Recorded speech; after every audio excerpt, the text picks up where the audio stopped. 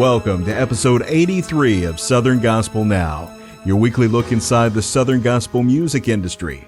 Southern Gospel Now is brought to you by SouthernGospelPrizes.com, where you can currently register to win the Neelands We Need a Little Christmas. All of the details are at SouthernGospelPrizes.com. We start this week with condolences and prayers for the Mills family of the Sound. Angie's dad, David, passed away this past Saturday. The group says they are thanking the Lord for a wonderful life, precious memories, and eternal hope. Please keep all of the Mills family in your prayers. Chris Erwin of the Erwins is set to undergo surgery this Thursday. Over the weekend, he was putting product in the bus. A bay door slammed on his left hand, pinning it between an equipment box and the door. Chris has 4 broken bones in his hand. The surgery is critical, especially since Chris plays piano, and doctors are hopeful that they can fully restore the use of his hand. Be in prayer for Chris as he undergoes the surgery and recovers. I'm sure all of the Erwins would appreciate your prayers as well. Many will know Greg Ritchie from his time with the Gaither Vocal Band on drums, as well as years that he spent with Jeff and Sherry Easter.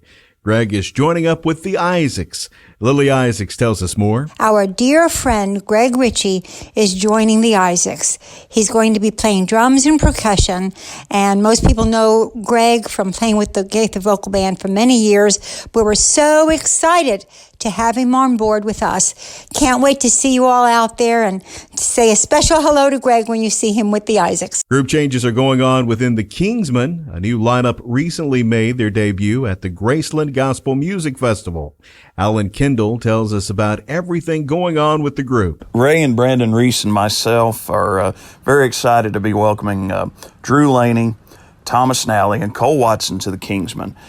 Drew began traveling with us back in August as Ray was mentoring him. And Drew would get up and sing a song or two with us each night. And man alive, the fans just fell in love with him. So Ray just decided to hire him because he brought some new life to the group, new blood to the group, but it's given Ray kind of a new life as well, because I think he's just enjoying not only continuing to sing, but he's enjoying just sowing some knowledge into another generation. And Thomas and Cole, of course, a lot of folks know them from recently singing with Gold City. They had left, but they had still expressed the desire that they were still called to sing. So we took them out and they filled in with us for a couple weeks.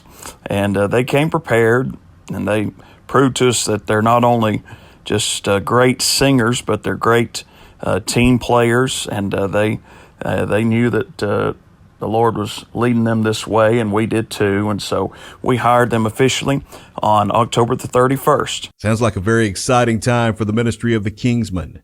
Pat Barker reflects on when he joined the Guardians and how that came to be. And then when I got the call from the Guardians, it came from John Darren Rousey. He said, man, we're a trio, but we're at a quartet festival, and we need somebody. Would you mind coming in and doing a date with us?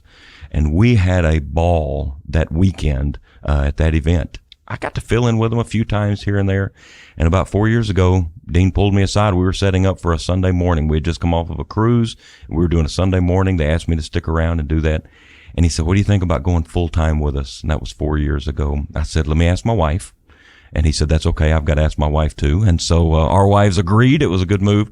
And man, it's been the time of my life. I wouldn't trade it for anything. No changes for the Old Pass lineup, but they are looking at making a name change after almost 20 years of ministry.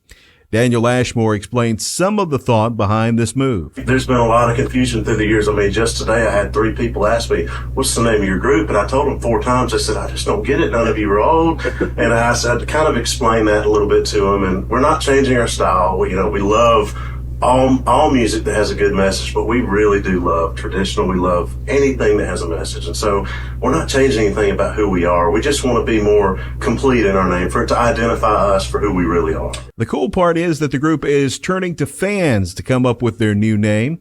The winner who comes up with the name will receive a prize package. If you want to submit a name, send it to contact@theoldpathsonline.com by November 14th. Greater Vision is wrapping up their annual event, the Great Smokies Praise Fest. That event wraps up tonight. Rodney Griffin talks about why he wrote the group's latest song, Older People. There needs to be a song to honor them, especially and their role in the church, how they've paved the way to build the church to what it is today. And I wanted to write a song to encourage and honor them.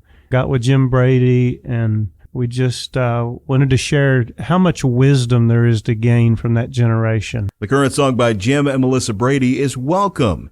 It talks about everyone being welcome in the house of the Lord. Melissa Brady says the church is her second home. Church is home. It's my second home. And so I love singing it, and I want people to feel welcome and be reminded that that's where they're going to be loved. 11th Hour's latest song is Awake.